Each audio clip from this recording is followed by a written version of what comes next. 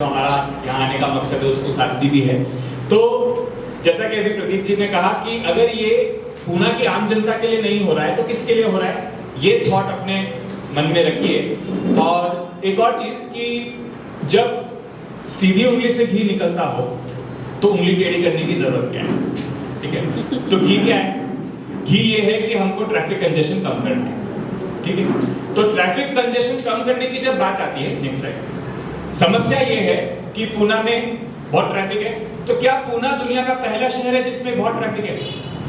हमसे पहले जापान था, यूरोप था, बहुत सारे शहर थे उसके जहां पे ये प्रॉब्लम 40-50 साल पहले आ गई।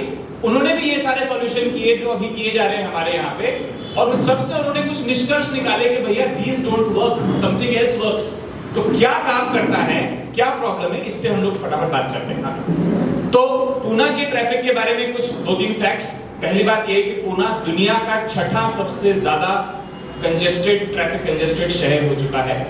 हर साल 3 लाख नई गाड़ियां रास्ते पर आती हैं। ये बहुत जरूरी है समझने के लिए। आज से 10 साल पहले ये 1 लाख था, आज 3 लाख आती है, यानी कि अगले 3 साल बाद 3 लाख नहीं आ रही होंगी। यू कैन जस्ट इमेजिन कि ये बढ़ने वाली आग है, ठीक है। तो इसको हम समझते हैं और आगे चलते हैं।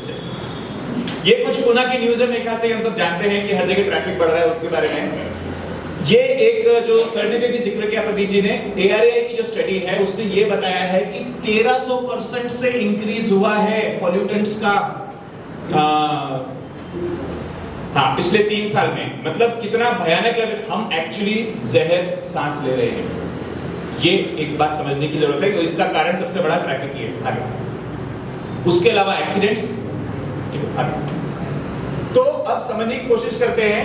पुणे इस देश का पहला शहर है जहां पे वाहनों की संख्या लोक संख्या को ओवरटेक कर चुकी है, और ये 2018 में हो चुका था।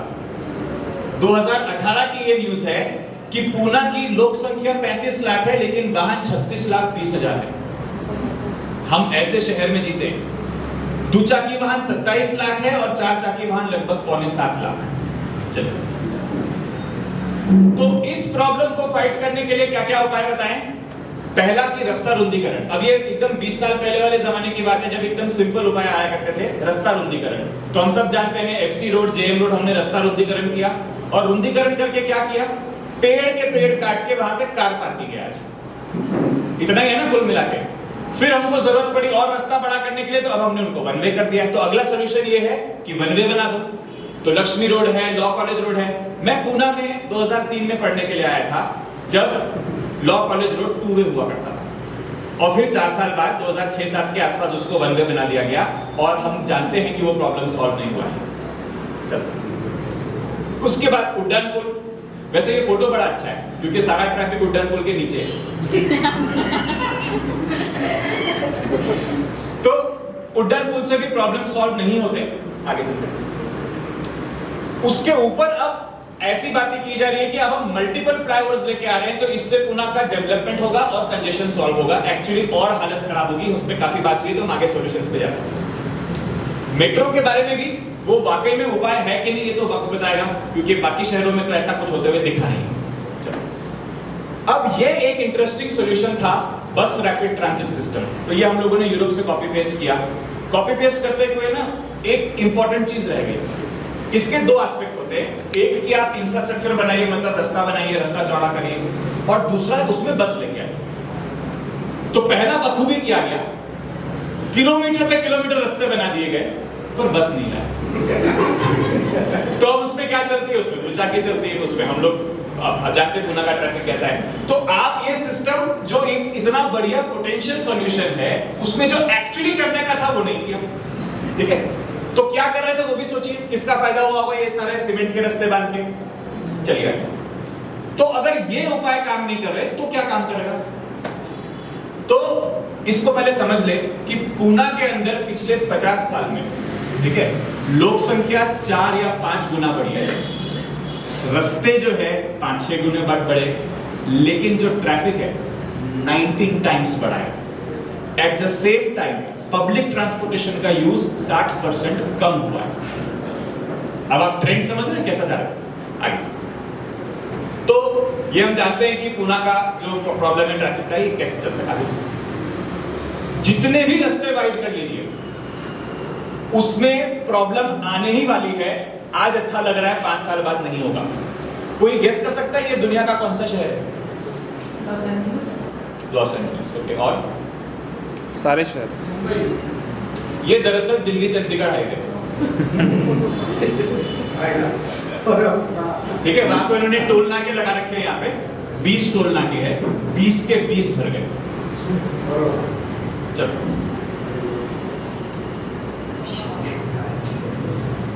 ये मतलब जिनको लगता है कि रोड वाइडनिंग करके हम लोग कुछ अच्छा कर रहे हैं, तो देखिए ये कितने लेने आपको मालूम? 50 लेने ये। और ये कहां का है? ये चाइना का है। आपको ध्यान होगा, आज से 3-4 साल पहले न्यूज आ रही थी कि 100 दिन लंबा ट्रैफिक जैम हुआ चाइना में, 120 दिन लंबा ट्रैफिक जैम हुआ। In spite of all this वहां पे ट्रैफिक जैम हो रहे हैं, ठीक है। ये लो नेक्स्ट, और ये लॉस एंजलिस का है। अब किसी को लगेगा अरे कितनी सुंदर लाइटिंग कर रखी है, उन्होंने सजा रखा है। तो ये लाइटिंग नहीं है, ये कार्स हैं, ये आने वाली कार्स हैं, ये जाने वाली कार्स हैं। तो ये टेल लाइट्स है, ये हेडलाइट्स है,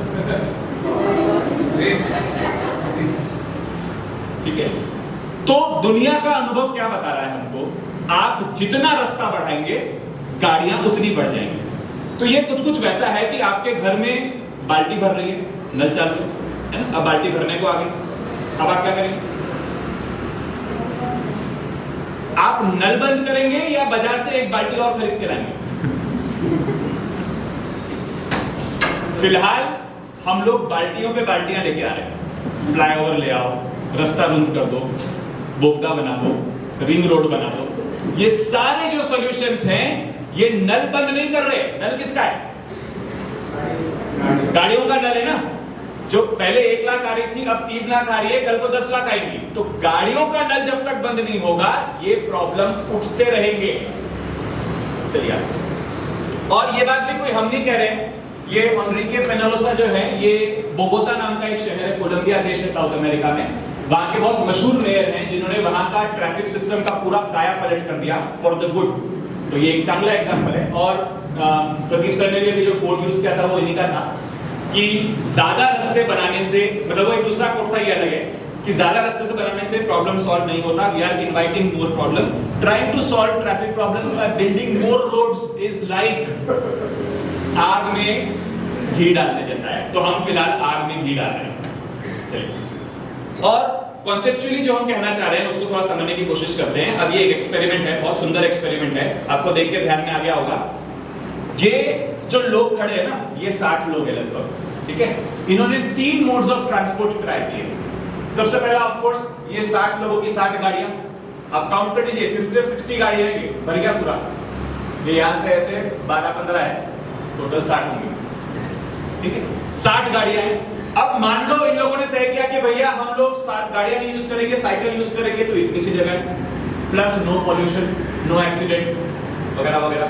और अगर वहां पे उसकी जगह पे एक बस होगी तो शांत से लोग बस में बैठ के जाएंगे, और रास्ता ये पूरा साफ हो गया है। यहाँ पे ना ट्रैफिक है, ना पॉल्यूशन है, ना एक्सीडेंट है, और ना ही ये ट्रैवल स्लो है, क्योंकि अब बस के लिए जगह है ना, बस जा सकती है।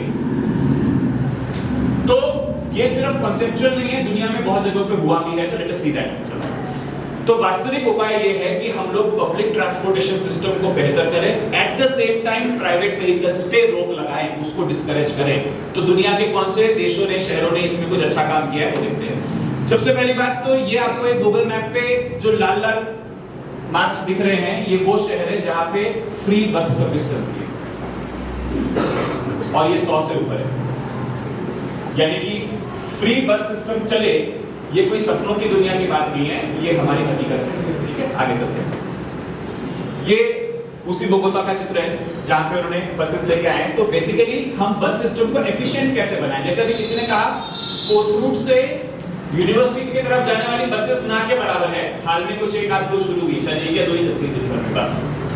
तो हमारे बस सिस्टम एफिशिएंट नहीं है, ठीक है। क्यों नहीं है, क्या कर सकते हैं, उस पर हम थोड़ी देर में आएंगे। अगला, इसके अलावा लंदन में एक बहुत इंटरेस्टिंग प्रयोग हुआ जो पिछले 20 साल से चल रहा है, और अब वो सक्सेस स्टोरी की तरह सेलिब्रेट होता है। वो ये है कि उन्होंने वहां के प्राइवेट व्हीकल्स के ऊपर एक टैक्स लगाया, कंजेशन टैक्स, गर्दी कर। तो आप रास्ते की जगह ज्यादा इस्तेमाल कर रहे हैं क्योंकि आप कार हैं, तो आप ज्यादा बिल दे दीजिए उसका। जैसे हम बिजली ज्यादा इस्तेमाल करते हैं तो ज्यादा बिल भरते हैं, उसी तरह आप रास्ता जो कि एक पब्लिक यूटिलिटी है, पब्लिक चीज है, आप उसको ज्यादा इस्तेमाल करते ज्यादा।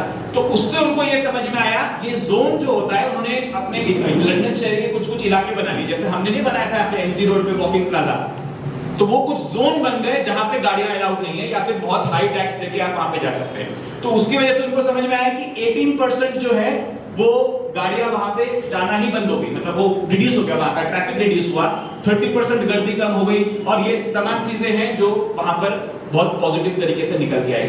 एट द सेम टाइम वो लोगों को एक अच्छा पब्लिक ट्रांसपोर्टेशन सिस्टम अवेलेबल करा रहे थे ताकि लोग स्विच कर सके।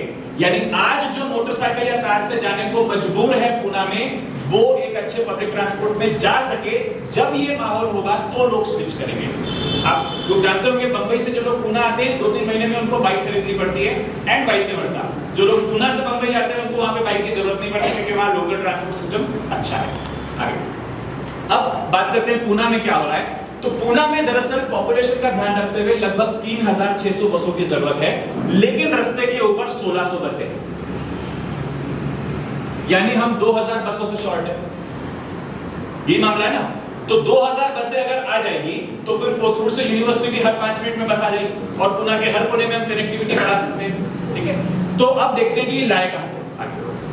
तो पुणे की ये कैलकुलेशन हम छोड़ सकते हैं। आप इतना समझ लीजिए कि एक डीजल की जो बस है उसकी कीमत है 45 lakh rupees, that is 45 lakh में एक बस आती है। यानी हमको जो 2000 बस खरीदनी है वो कितने में आएगी?